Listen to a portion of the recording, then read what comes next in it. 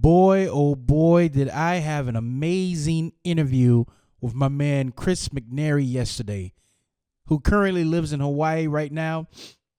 And it's nice view from his condo, doing great things. And just some highlights of this guy's life is going to amaze you.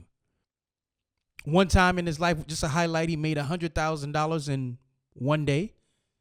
Not 1 year, one day.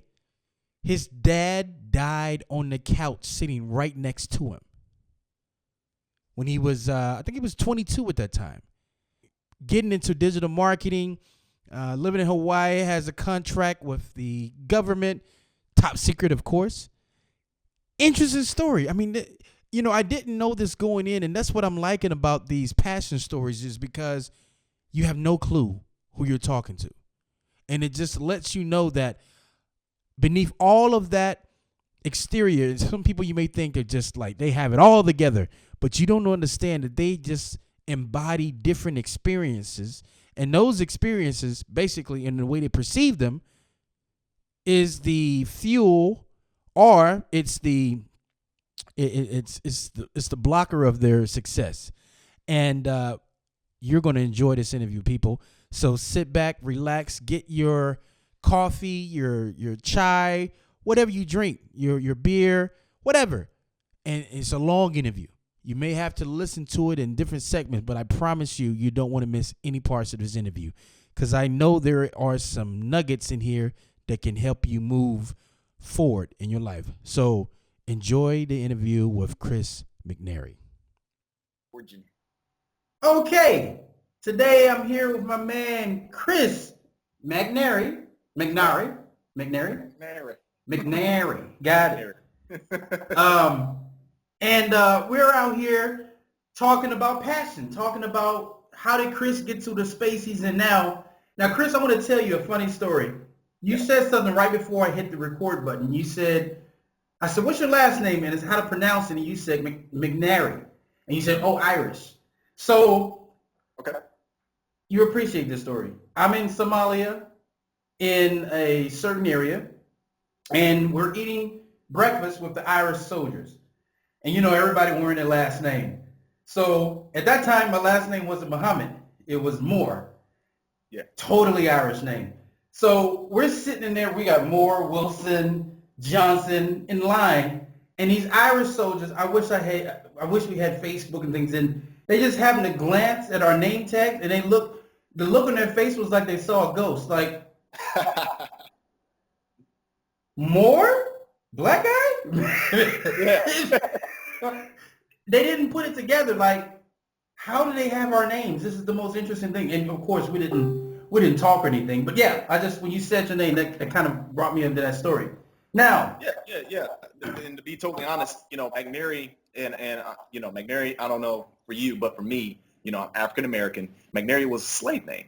That's what the slave owners actually gave my great-great-grandfather, and just passed on from there. That's true. So that's where that actually came from. A lot of people don't know that. Yeah, not at all. That's not at all. Actually, can I get you to put your headphones on your side? Because I think I can. Are those Bluetooth? What, these? Yeah. Yeah. Can you put those on? I can hear my feedback on your side. Okay. If you don't mind, please. Yeah, no problem. Okay. So, let me just wait 1 second. Can you hear me? Can you hear me? All right, there we go. Yep. Good. Okay. And I'll edit that part out. So let's get into it, Chris. Yep. Where did it all begin, man? Where are you from? Give me your city. Where are you from? All right, sure thing. I'm actually from Cincinnati, Ohio. I was born in Detroit, Michigan. Now, what ended up happening was my mother ended up leaving Michigan and moving to Cincinnati. All right, because she wanted to get more jobs, so to speak. I was living in a single-parent household. My dad wasn't around, and she was raising two kids. Me, I'm the oldest, and my younger brother, Steven. I mean, that's about it. Just Yeah. watching her through the struggles of, getting a job, taking care of her kids and things of that nature. I mean, that's how it was for me. I mean, that's how I grew up. I was pretty much the man of the household, if you will, to take care of my brother while my mother would search for better jobs. Interesting. So, Yep. what were the streets like in Cincinnati? Did you live in a dangerous area? Did you live in a suburbia? Where were you? It wasn't suburban and it definitely wasn't dangerous, but it was like in between. All right. Yeah. It was the hood. It was the hood. All right. Basically, it was the projects. My mother was searching for a better job. Yep. And basically we were constantly moving. I know that much. We were constantly moving from section to section to section. I would go to school here, and then all of a sudden we got to move up and move again here. I never asked why, and that's a great question to actually ask, like, why we moved so much when I was little. But, I always used to get mad because I would make friends at school, and then we got to move. Okay. You know. That's another thing I noticed about you, and the audience will find out later why I'm asking this question. You're a guy that don't ask questions a lot. You don't ask your mom a lot of questions. No. Is there a reason why?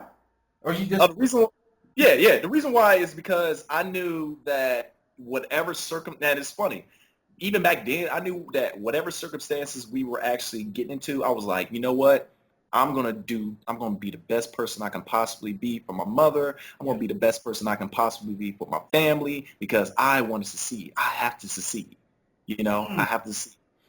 So what actually what sparked my interest in success and all that was I used to go to the library a lot. My mom actually used to leave us at one of the main libraries in Cincinnati, right? It was like a huge library. It was a big library in downtown Cincinnati. Stop right there. Yep. What do you mean leave you? Like that was your daycare? That was pretty much like my daycare. She would leave us there. She would go and do some work, and we would sit there in the library and just, read books, play video games on the computer, stuff like that. For how long at a time?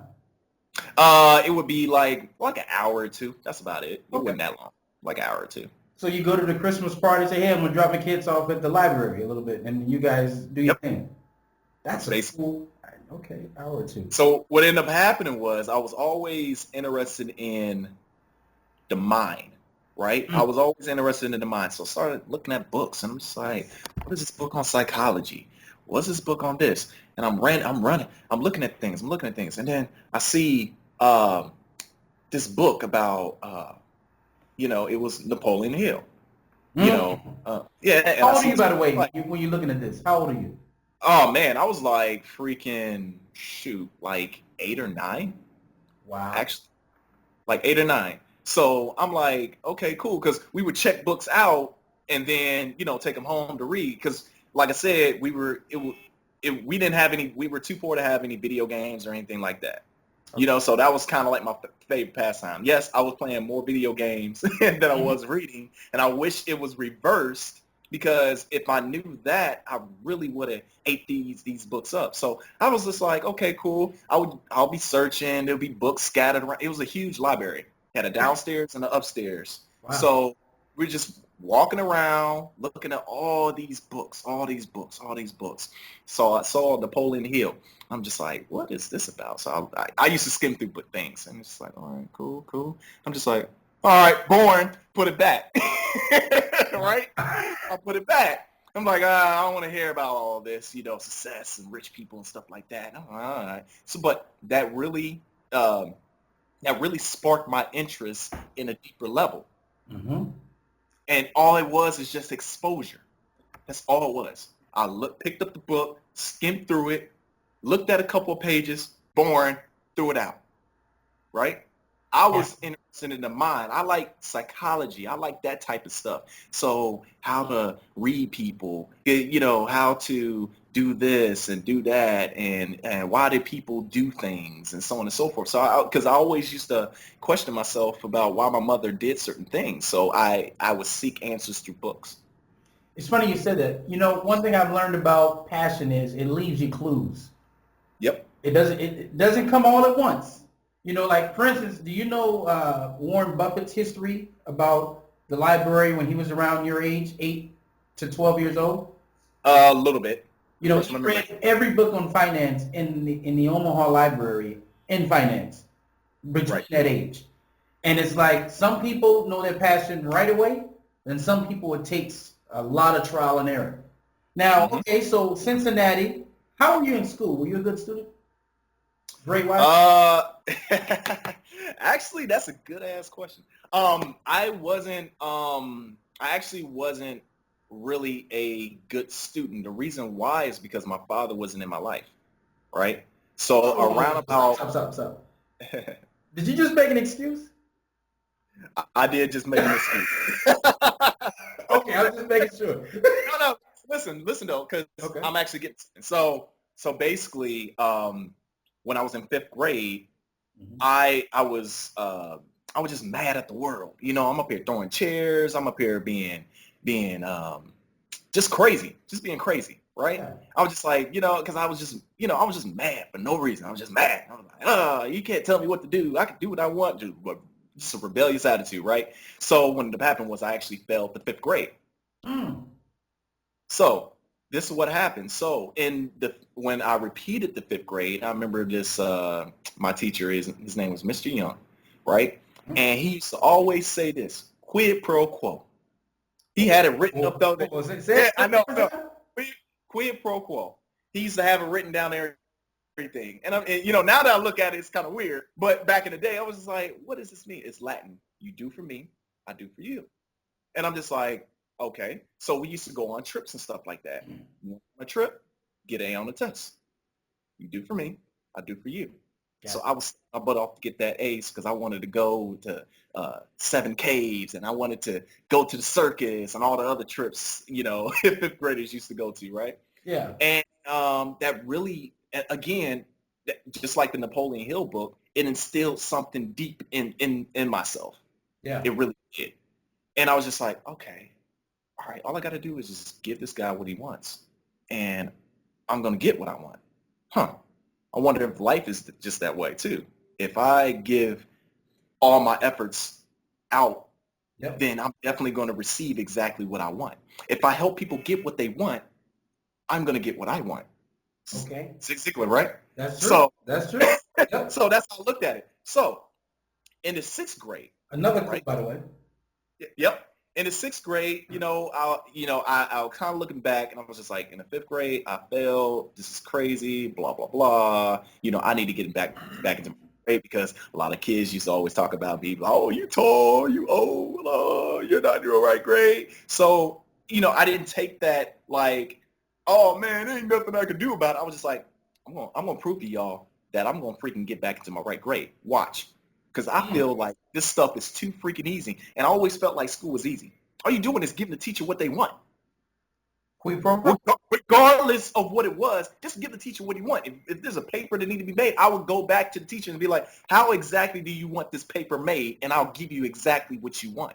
Qui pro Again, quo. whoa. So check this out. So sixth grade, I went to seventh grade. Again, I'm like, okay, I'm not supposed to be here. I felt so uncomfortable. I'm not supposed to be here. Mm. I asked the principal, I said, is there a way? No, actually, a teacher was talking about like skipping. I'm like, skipping? What are you talking about? You can skip a grade. Yep. Like, I'm thinking like, okay, or whatever. Teacher was like, you're very smart and intelligent. You can do it. And I'm like, okay, how many people have done it? Very few. I'm like, okay, cool. So I actually hit the books. I went back to the library. Like again, this is Cincinnati. I've been going to the library for a couple of years, right? Yep. So I went to the library and I was like, all right, I know there's a lot of books around here that I can actually learn from. Let me keep on reading these books and find ways to actually, get where I need to go. And I saw this book and it was called Where There's a Will, There's an A. Ooh. I tell you, once I started reading that, I was like, oh, this is funny. I felt like it was a shortcut. I felt like I was cheating. I'm like, oh, you mean I can just do this? Oh, I can just do this? Oh, if I learn this way and da-da-da-da. So when it happened was I completely skipped the eighth. I went straight to the ninth. I went into my right grade. Wow. the best one of the best accomplishments in my life, because I was just like, look, with my own willpower, I proved to myself that I can make things happen. Very few people have done it. I went from the 7th to the 9th. Wow. Never went to the 8th grade. Went from the 7th to the 9th. I got people still back from, middle school and high school still ask me, where you go? You just like disappeared. Where'd you go? I said, I'm out of school. I'm out. You guys still in, So I went straight into my right grade. Let me tell you something. You may think this is the craziest thing ever, right? One thing I've learned is the human beings that go through the diamond process, and what I mean by that is, a diamond, in order for it to become a diamond, has to go through some hell, right? Mm-hmm. I find out tend to be, if they use 100% of their ability, far more successful than people that had a mommy and daddy at home to pick them up when they fell down or when they were bruised or anything like that. Because I know a lot of us look at it, it's this negative thing. Like, we didn't have a father in life, whatever. But I'm like, no. You look at the story of, like, my man that created Amazon, who, he met his father later on in his life. Men whose fathers died early in life, Grant Cardone. Yep. Grant Cardone had more brothers and sisters than you. And mom always said, we can't afford it. We can't afford it. And he was like, well, dang it, who can? I met him. Talked to him. Yeah. I met him and talked to him. The book, The Talent Code, it covers this area, And I'm not saying, fathers, leave your kids. I'm not saying that. But maybe there's nothing wrong with dropping your kids off in the desert for 2 weeks and coming back and check on them. Because, it's going to make them into amazing beings. You may worry about them and they may feel they can't do it. But when you go back and they have a lion tied up, and cooking zebra with a freaking, with a knife, with a knife over a campfire, they changed. Well, let me tell you something, because here's the thing, and I kind of don't like my mother for this, but I kind of do at the same time. So I kind of got like ambiguous feelings about it. So basically, my mother she never said, "Great, good job, Chris, you done well." It was just, "Good, you doing what you need to do." Ooh. That's all I got was, "You doing what you need to do." It pissed me off because I was just like, "Yo, I'm doing all this." Okay. And I don't feel like I'm appeasing you. I don't feel like I'm getting love from you. Yep. You doing what you need to do. Ooh. Good. It wasn't a good job or anything. It's just you doing what you need to do. No, well, let me ask you. So I used to get mad at that. Did that make you work harder or slack off? Actually, it made me work extremely harder because I was actually working for something. I had a goal. I had an ambition. I wanted to see my mom smile. So now I was like, I'm gonna keep on doing things till I prove to you that I'm doing something that is worthy of your praise. I put it to you like this. With that passion you just showed me, if we were getting ready to get into a UFC fight and you channeled that and not saying it, and I saw that aggression, I'm like, this guy's going to kill me in this fight. Mm-hmm. But it works. Because latching on to something of a goal and an ambition is the most powerful thing you can actually do. Because the fact of the matter is, I don't think people actually know exactly what they can do because they don't put themselves in a predicament where they can find out. Yep. Right? They have this mindset where they say, "Oh yeah, it's no way I can do that." Have you done it? Have you tried it? If you haven't tried it, if you haven't done it, what the hell are you talking about? That's true. Your mind is probably telling yourself, what the hell are you talking about? You haven't even done it yet. You don't know what I can do. Yeah. Right? See, I like that. So I'm going to ask you one question. Then we're going to get into the history of your mom and dad here. If someone tells you to this day, Chris, I don't think you can do that. I don't think you can succeed in entrepreneurship, or I don't think you can do this. Does it still tick you off? Do you still have that thing? Absolutely. Because I say, like, who the hell are you to tell me what I can't do? Okay. You don't know what I've been through. You don't know what I can do. Mm-hmm. You don't know the trials and tribulations that I've been through. You probably haven't worked harder than me. Yeah, I see that passion. I had to stop myself because I was to do this for 20 minutes. Like, you haven't gone through the stress and the trials and tribulations I've done. You haven't been backed against the wall where you have to claw your way out. You know, when you're backed against the wall and you got to claw your way out and get to a certain destination, then you tell me something about what I can't do. Yeah.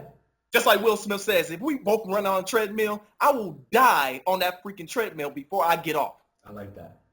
Yeah, I like when he said that too. And it shows that most people don't give 100% effort. Absolutely not. They don't. Absolutely not. They don't. You know, and it's more demanding nowadays for millennials and Gen X's than it was baby boomers.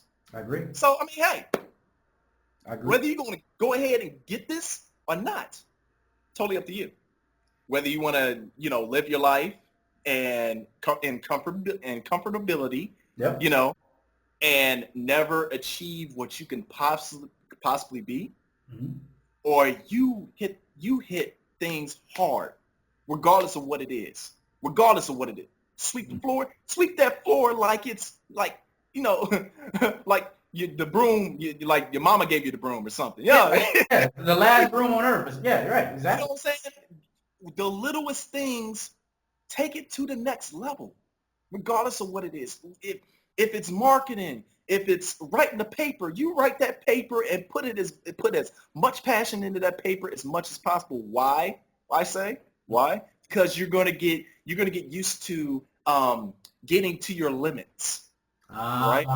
See what your limitations are. When you see what your limitations are, guess what? You can change them. That's true.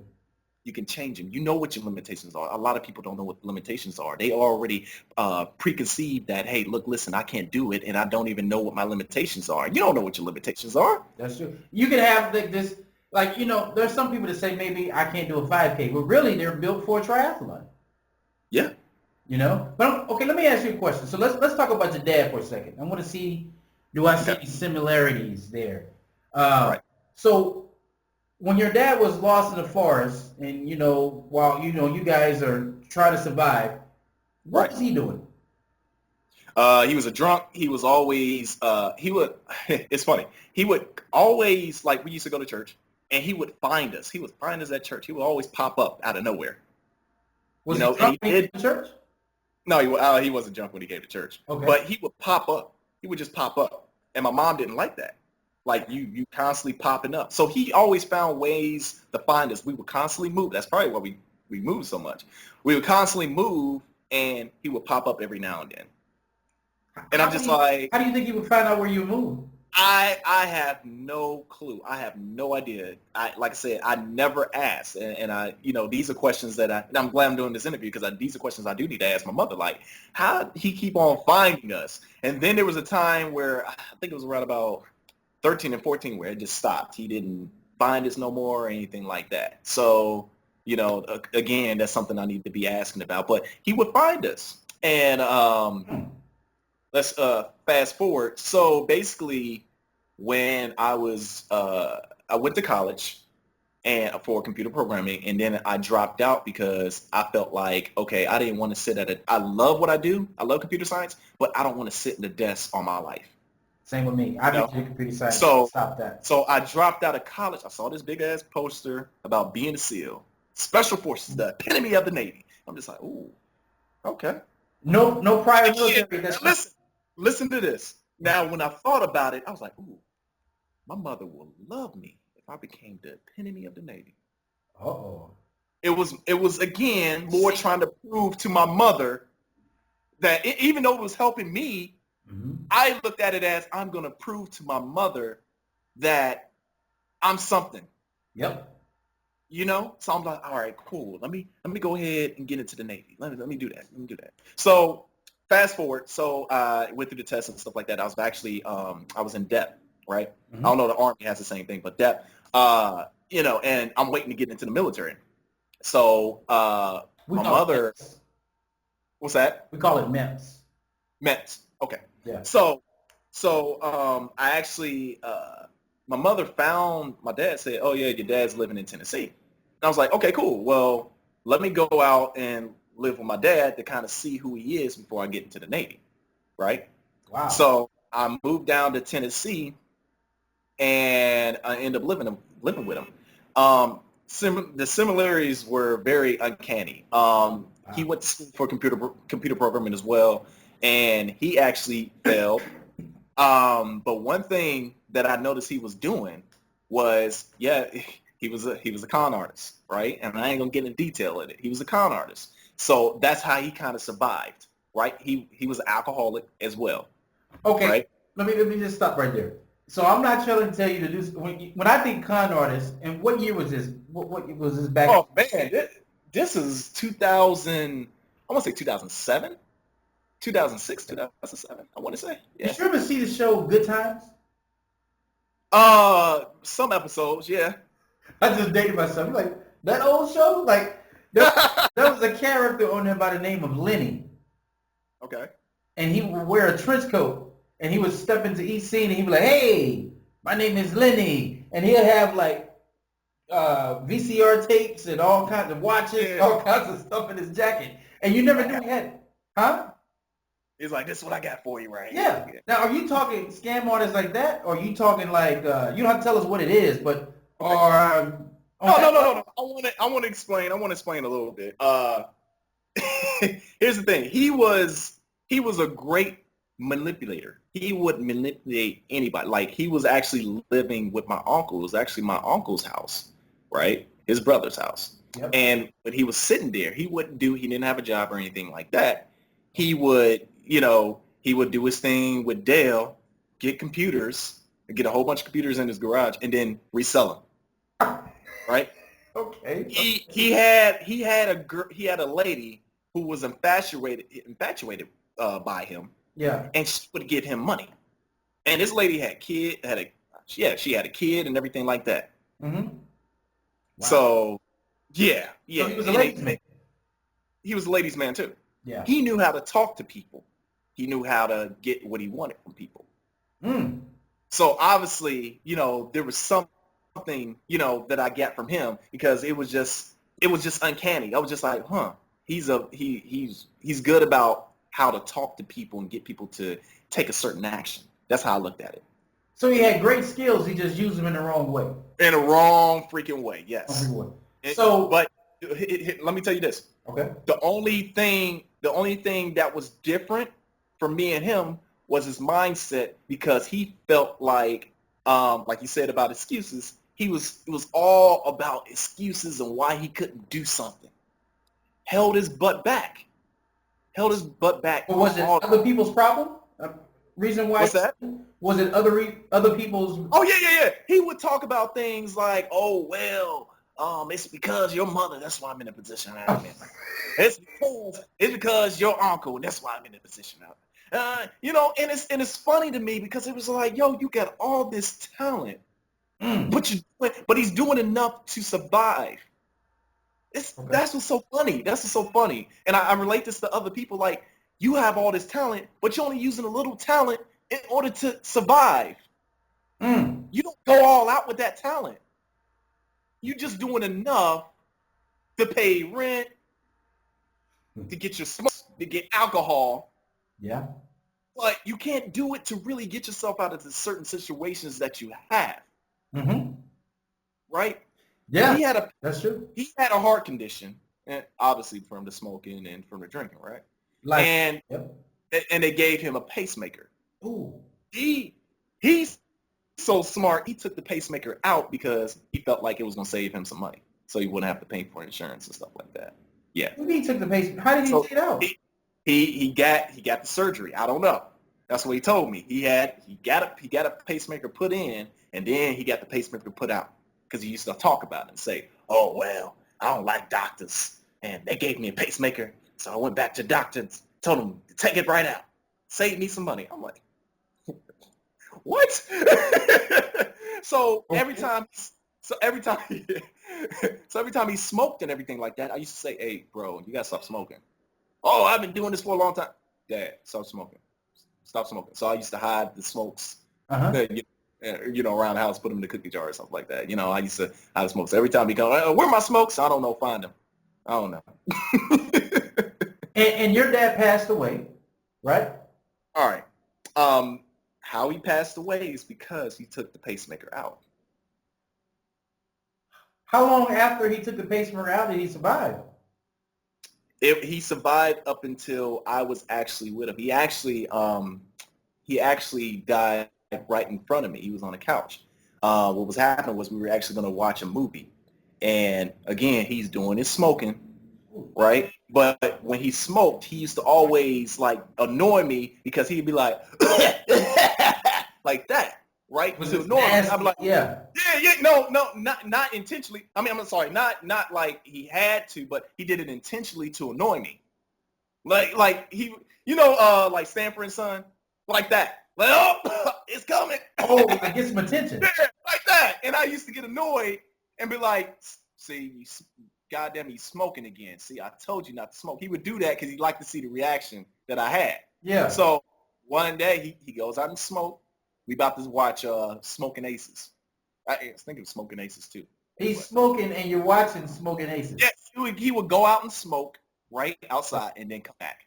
That was like a daily ritual. He would go out and smoke and then come back. So when he went out and smoked, came back, he was sitting on the couch and he was coughing. And I'm up there laughing like, man, you fool, you annoy me so much, man. I hate your butt. You know what I'm saying? You annoy me so much. But he was actually like something was wrong with him. And I'm just like, you all right? He kept on coughing, kept on coughing, kept on coughing. And until to the point where, he just couldn't breathe. And it was nothing I can really do. I'm up here like, yo, and I'm pressing on his chest and everything like that. Yo, what's good? What's good? And, I tell my cousin, I say, hey, call 911. So, Wow. we're waiting for 911 to get there. This is actually in the suburbs, actually, in Tennessee. We're waiting for the 911 to get here. It's too late. He's on the couch. He's not moving. He's staring at me, and I see a tear roll down. He looks at me, and I see a tear come down his face. As he's looking at you. Yeah, and I start crying. I'm saying, I told you, stop freaking smoking. You never listened to me. You never listened to me. Holy crap. I told you stop smoking. And he, my hand is on his chest. And the final thing he did, like I said, he wasn't moving. The final thing, he kind of forced himself, put his hand on my hand and grabbed me. And then that was it. I can't make this shit up. I'm sorry. But that was the most defining thing in my life because I was just like, I kind of knew what he meant when he put his hand on me. He said, look, passing it on to you. Be the best you can possibly be. Wow. So they tried to, when the 911 finally came, Mm-hmm. he died on the way. Mm. Right? Now, they say if he had the pacemaker in his heart or around his heart or whatever you want to call it, it would have jumped his heart. He would have been freaking alive. But based upon the decisions of his ignorance, cost him his life. Wow. And how old are you at this point? Man, I was 22. 22. 22. Okay, so the next day, your father's gone. All this trauma. Yep. What are you doing? How are you processing and going through that? I'm processing like, when my father wasn't around, I used to extremely hate my dad. I used to be like, oh yeah, I don't never want to see his ass anyway. You know what I'm saying? I used to always hate him for not being there when at my first basketball game. Or when I see all these other kids around with their dad and dad and mothers with them, and all I got is my mother. And kids used to ask me, "Where's your dad at?" So all that is in my head and everything like that. And then, I think to myself, and I'm just like, all right, it's done. I don't have time. I'm about to get into the military. I don't have time to kind of, remorse like this. I got to make things happen. And I'm going to promise myself I can be the best person I can possibly be. Yeah. All right.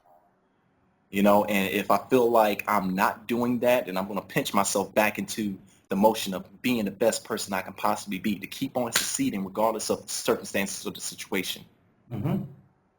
Right? Wow. So That's what I did. That's what I did. So that was basically what was going in my head. I said, okay, now um, I'm I'm the McNary, right? I'm the McNary. I'm the man of the household. I'm pretty much, the last one next to my brother. I got to make McNary into a household name. I got to make sure that if I do have a kid, that I can give something back to him. And these are all things that are actually going in my into my head. Which but you were thinking that you said that earlier. Yeah. You said earlier you felt that you were the man of the house when you were younger. So Yep. now you just went back into that role. The brief period you were with your father, it was like you could take a chill for a while and say, wait, I'm gonna let him be the man. Now he passed away. Now you get back into that role again, which you kind of have prepared yourself for the whole time. Yeah. If you really think about it. Okay, so funeral is done. Your dad's going on, better place. Everything's good. Now you're the next event is the military, right? Yep. So I get into the military, and I'm going to become a SEAL. I went to Buzz, basically on a demolition school, and I failed. Why? Because I was too slow on the swim. Completely. Now this is what's the lowest point of my life. Usually from this point, what we've been talking about, it's always been, okay, we're going to make this thing happen. Something about failing it because I was too slow on the swim really put me into a depression. I felt depression You felt depression like what? Like I never had depression. Like depression, like it was the worst. Yeah. Right? I didn't feel like doing nothing. I just sat around, started eating, playing video games. I was just like, fuck it. I actually said, F it, first time in my life. Wow. Right? I was just like, man, forget it. I don't care. I don't want to do nothing.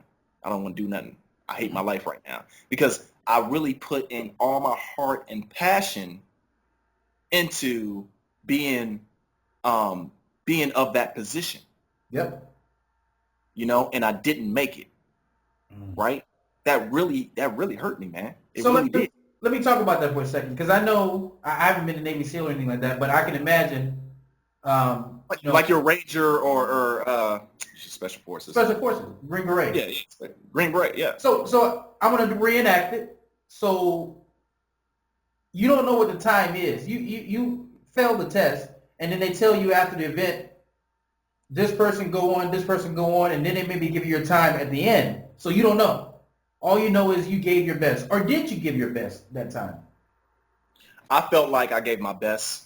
Okay. That's what I felt. So I was just like, oh, I know, I had a little arrogance. I was like, oh, I know I aced that. Come to find out, just too slow on the swim. He said, your time is too slow. You're going to have to ring that bell.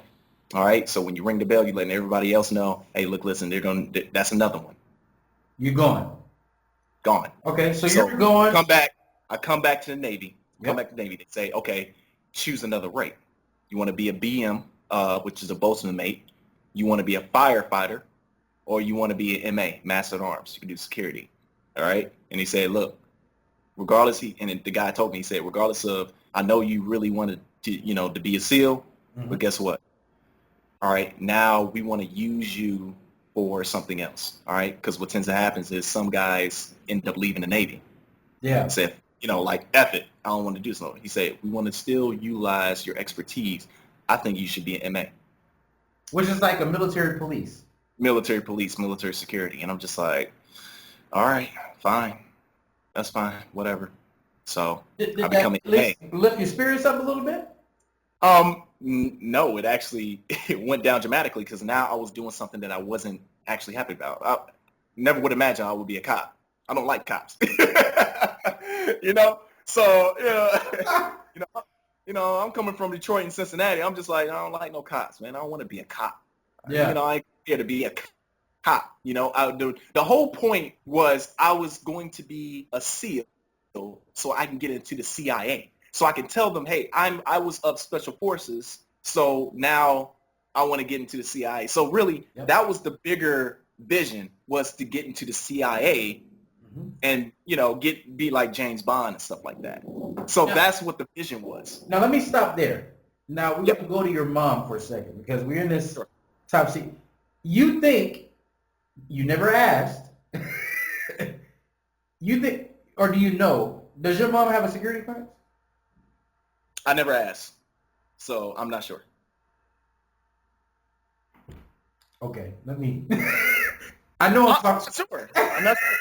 She I could. really, Let's just all I say know, she could have one. all I know is she could. All I know is she's a secretary at NIOSH, National Institute of Occupation and Safety and Health.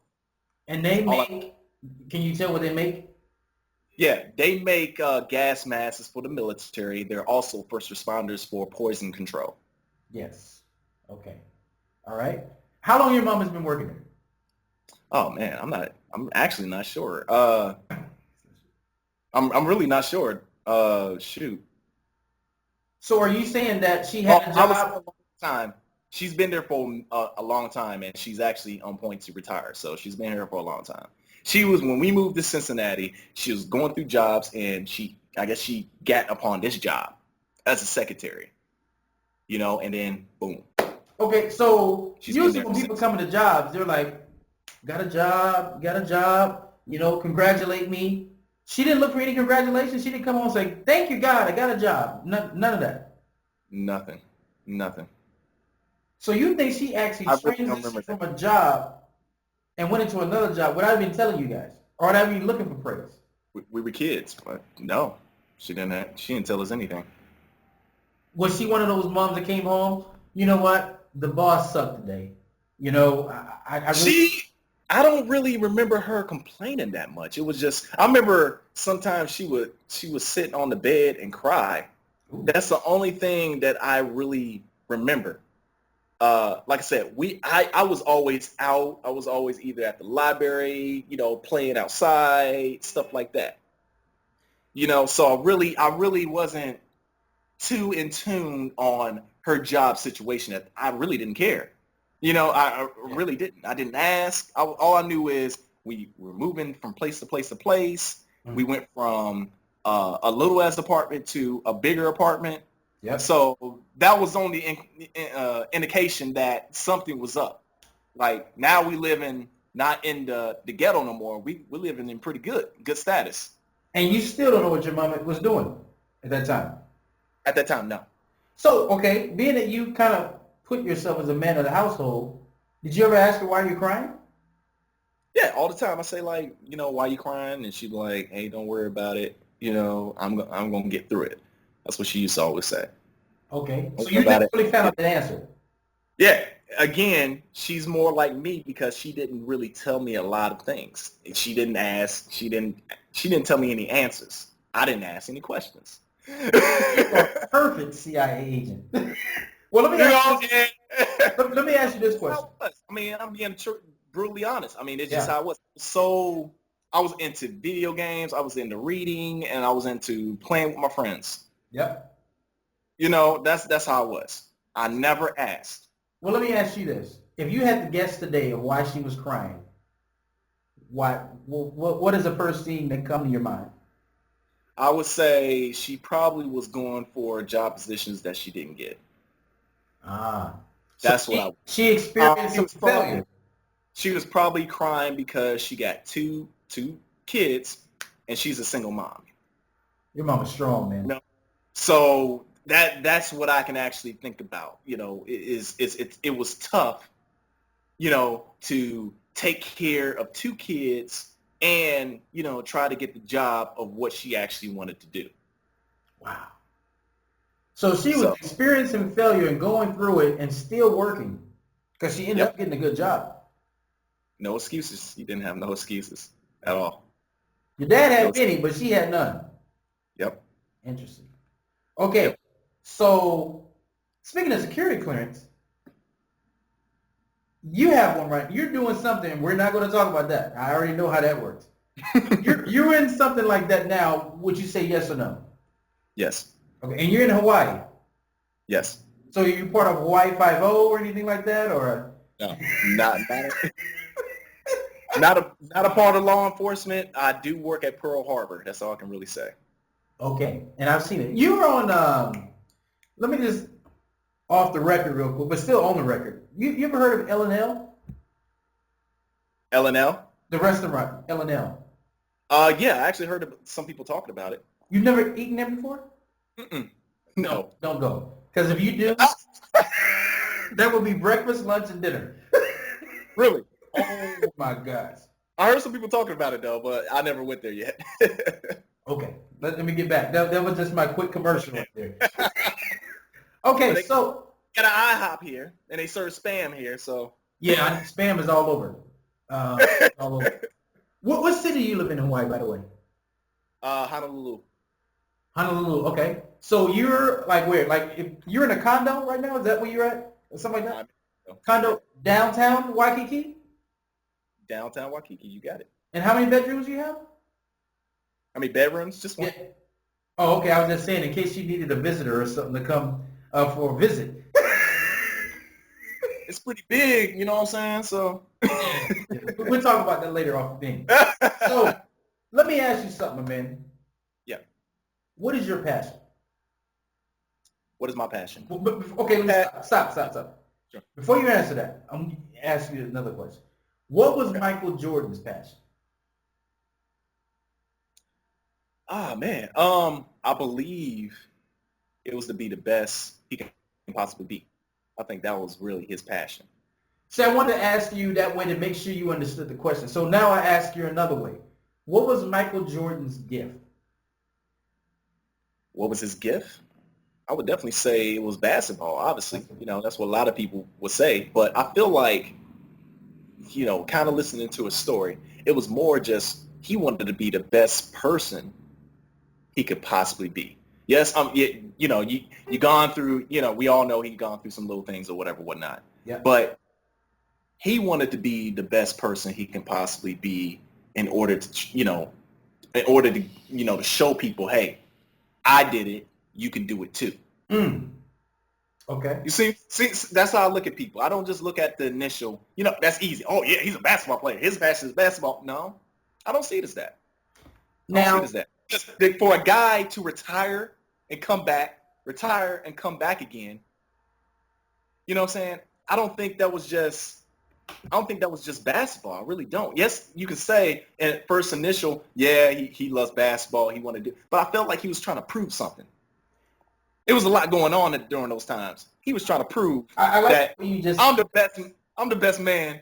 I'm the best man, and let me prove to you, no matter how old I am, I can come back and still whip your butt. There's that word prove again, and I like the way you see that.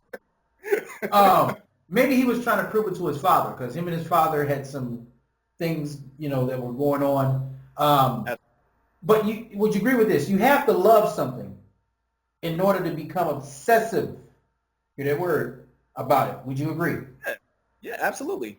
And in that obsession process is born greatness. Is born the ability to be a master at your field. Right. Which is what I think Jordan did. Yeah, and I think that's what I'm actually trying to convey to you. I think what you said there. I think it was when I say I'm trying to prove.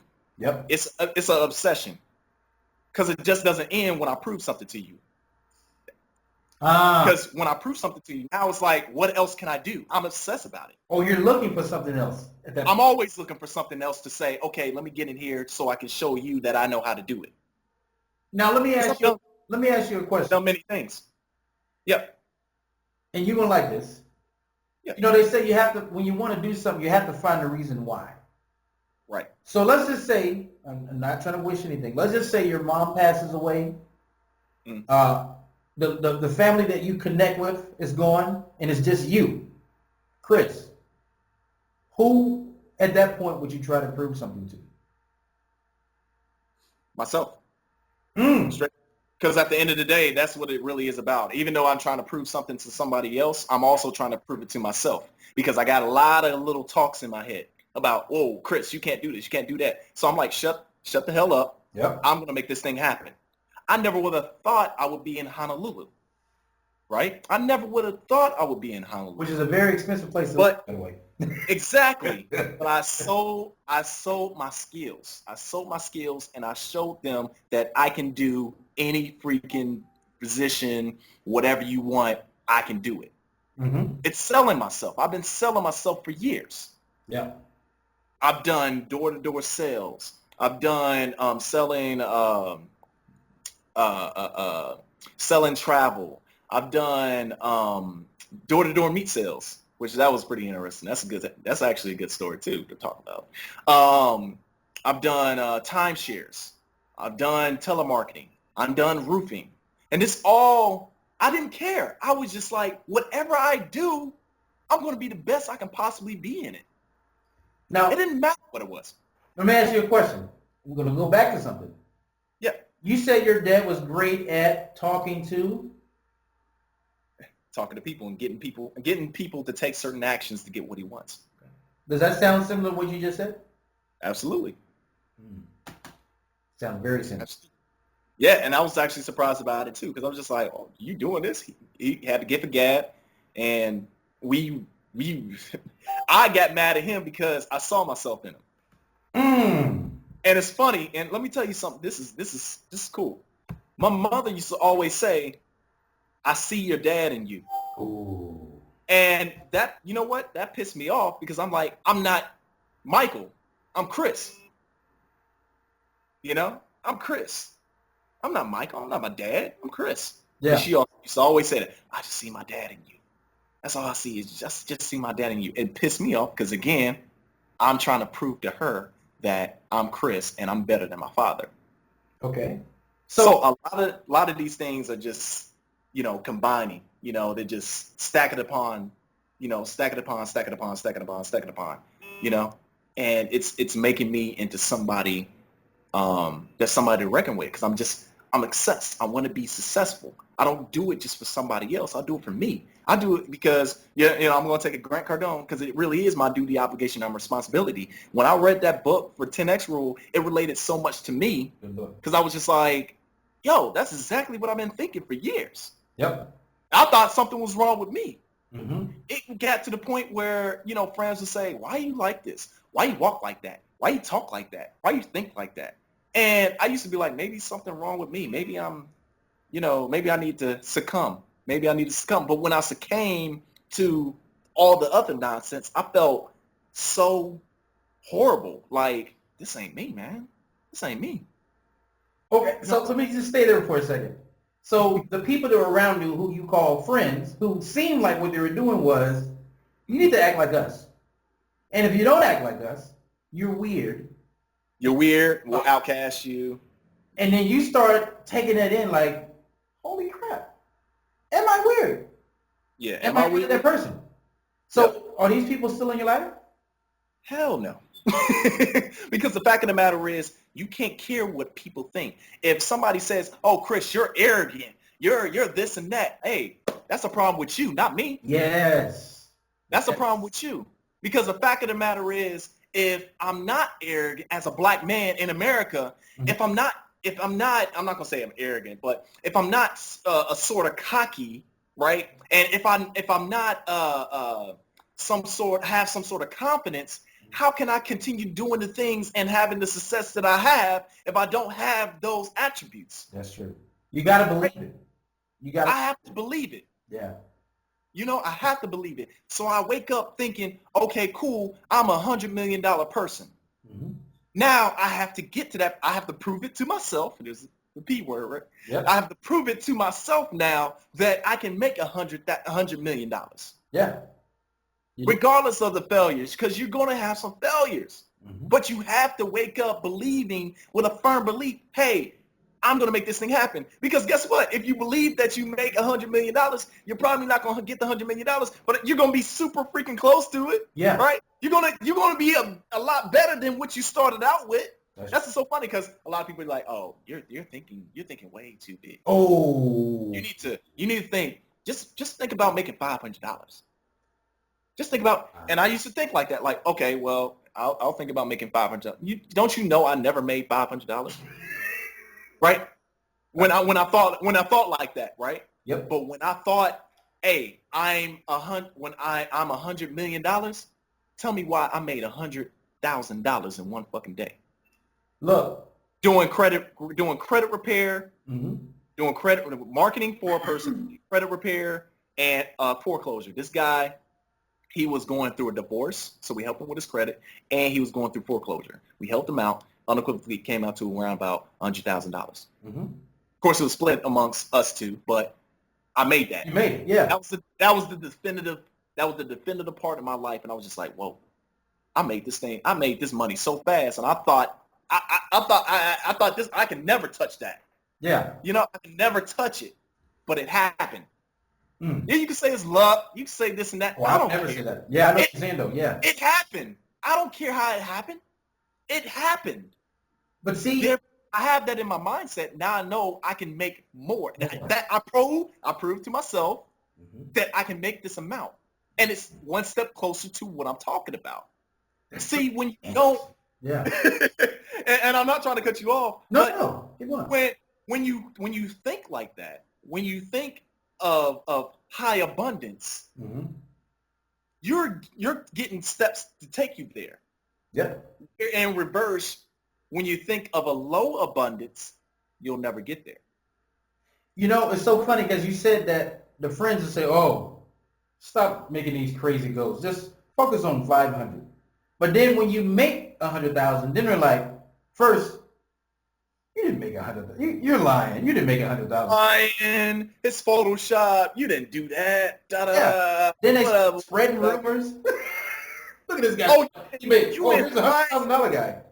You in Hawaii? That's fabrication. That happened. I don't know what you're talking about. You met Grant Cardone? That didn't happen. You didn't meet no millionaires. What you talking about? Look, that's why I tell them.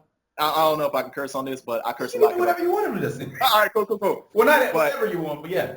All right, fine. So that's why I say shut the fuck up. Yeah. All right. I agree. The matter is, I don't want to hear that. You and I tell people you're just as bad as the little voice in my fucking head. Yeah. You're just as bad as the little voice in my head. You know why? Because all you're doing is talking shit. Shit I don't really need. I got a body and it's doing. The more I do, the more I get. Yeah. The more I prove to myself, hey, I can make this thing happen. Mm-hmm. As an African American person in America, I can make this thing happen regardless of the situation. Oh, you can't do that, man, because that's only privilege to white people, or somebody of another nationality, or Japanese or Chinese or whatever. Yeah, in that case, it's any American, because there's not many people at all making that kind of, that have done anything like that, or would even attempt to do something like that. And I can tell, like, now you still have that anger, like, you just don't test me because I can just go make more. And I like that fire. It's not really, I'm not going to say it's anger. It's passion. It's not anger. No, seriously. It's not really anger, because I think anger warps your decision making.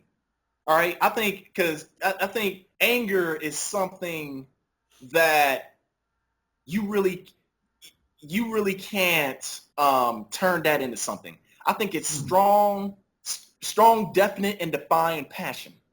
Because if I was just angry, I'll just be a motherfucker just angry all the time, right? Yeah. But it goes from a little bit of an anger into passion, and it swells up into my heart, swells up into my body, and I'm just like, okay, I'm gonna make this happen, and I do it with a smile on my face. I'm gonna make this thing happen.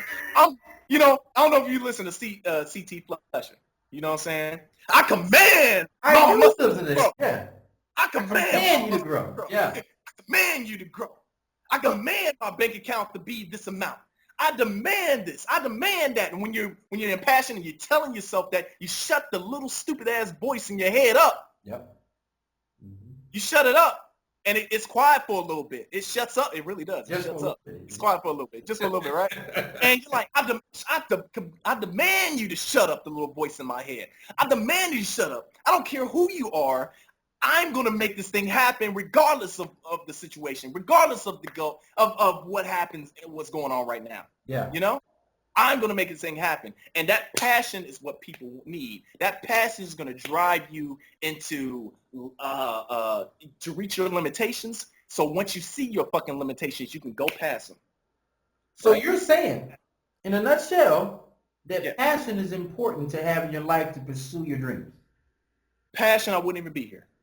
wouldn't be talking to you right now. I wouldn't be continue doing what I need to do because I have to wake up with some sort of passion. I have to wake up with goals. I go to sleep with a mantra, and I talk about, I write a list of all my goals, and I'm just like, all right, this is what I'm going to do for 2016, or this is what I'm going to do for this week, or this is what I'm going to do for tomorrow. I'll read them all out. I go to bed. I wake up. I read them all out again. Right? Now, check this out. This is what I found out. Okay. Now, if you're inactive and you're not doing anything and you're just sitting on your butt. Now, this is a military thing, so you can relate to. Yeah. You're sitting on your butt. That leads to a lot of procrastination, right? Mm-hmm. I have to keep moving. If I stop moving, my passion goes away. What do you mean keep moving? Like walking around, or what do you mean? Either walking around or forcibly doing something in order to take some sort of action. So, because we're actionable creatures, right? So if it's a blog I need to do, I'm standing my ass up and I'm doing a blog, because I feel like if I'm sitting down, that leads to procrastination to swell up into my head and like, why am I doing this? Why am I doing this now? I mean, okay, so you have to have movement. So you're the guy when you're talking on the phone, you're walking around in circles. Movement, it's the action, yeah. I have to be calling people. I have to be either calling people, taking some initial action. If I stop doing that, I'm like a machine. If the machine stops, no production is going to be made. I have to be doing something. I have to be doing something. I have to be calling folks up. I have to be following up with my leads. I have to be seeing what the next trend is. I have to be doing this. You know why? Because if I stop, I've done it before. I've completely stopped everything, and guess what? My income went dramatically down. I can't say this for everybody else. All I can do is talk about what works for me. That's true. I have to keep on making actions, because right now, even though this is Hawaii, guess what? It's probably gonna be Switzerland. It's probably gonna be Japan. It's probably gonna this. If I just stop and I'm comfortable, then everything else stops. My lifestyle stops. That's true. Right? That's true. So that's why it's important for me to keep on making actions. Keep on actions, because if you sit around and don't do anything and you're comfortable, guess what? Your bank account is going to get comfortable of being in the zeros. That's true. 100%. Just like Robert Kiyosaki says, I don't let my money just sit. I have to keep my money moving. Yeah, he doesn't keep it in the bank. The savings account. He doesn't have. He doesn't moving. Just keep it working. Because you got to understand in the human capacity, right? As humans, before all this other stuff, we used to hunt, right? And now we're to the point where all we have to do is just pick it up from the store and then just cook it, right? Yep. I'm trying to embody the hunt. I'm trying to embody that. So when I wake up, I'm like, ooh, what am I going to dominate? What am I going to dominate today? Oh, what am I going to get today? What type of things can I do in order to keep my fire lit? Yeah. That's a good mentality to have. I like that. Because that's just natural for us. If we are not passionate about something and we don't have to hunt, what happens? We die. Any other animal, if they're not doing anything and they're not going hunting or anything like that, they die off. And you said something that's interesting. A lot of people don't look at this situation. And the best way I've heard it said was this. The best time to continuously work on your business and get things going is when you're successful. Don't wait until it fails. Then you got to figure out what the heck I got to do. Do it right. When somebody asks you your business is doing good, you need to be working hard, because it's not always going to do good. Yep. The first point you get comfortable, guess what? It stops. Yeah. It stops. All that success you were talking about, I made 56K. I did this, I did that. Guess what? The first moment you get comfortable, it's going to stop. It's going to stop. I promise you. And Grant Cardone does that too. He basically, anything he makes, he basically invests in real estate. He's big into that. Taking his money and dumping it into real estate. Not only that, it was a interview I was actually looking at on YouTube. He was saying that he goes all in. Like he actually puts all his money into a business to the point where he's broke. So now he has to make money. It's the hunt. That's what I'm talking Yep. about. Now you're backed against the corner because you don't got no money. How you gonna eat? That's true. How you gonna eat? How you gonna spend money on gas to get where you need to go? You put all your money into the business. What you gonna do? That's so true. And I do the same thing too. I put invested most of my money into my business, and then I put my money away so I don't touch it, and then I'm left with zero.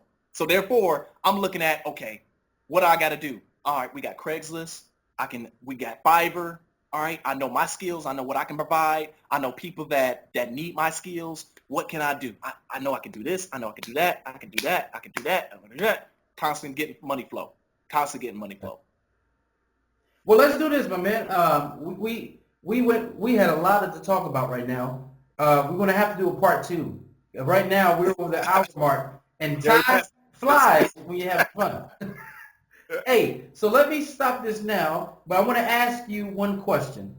Sure. For anybody out there that's saying, look, I don't know what my gift is. I don't know what my passion is. I don't know how to make money. I'm tired of telling people like Chris, hey, don't just make $500. Don't make it $100,000. What would your advice be to that mediocre individual? All right, that mediocre individual, I would say shut the fuck up, right? And really start searching. Really start taking the action to really find solutions to these excuses you're talking about. Okay. Right?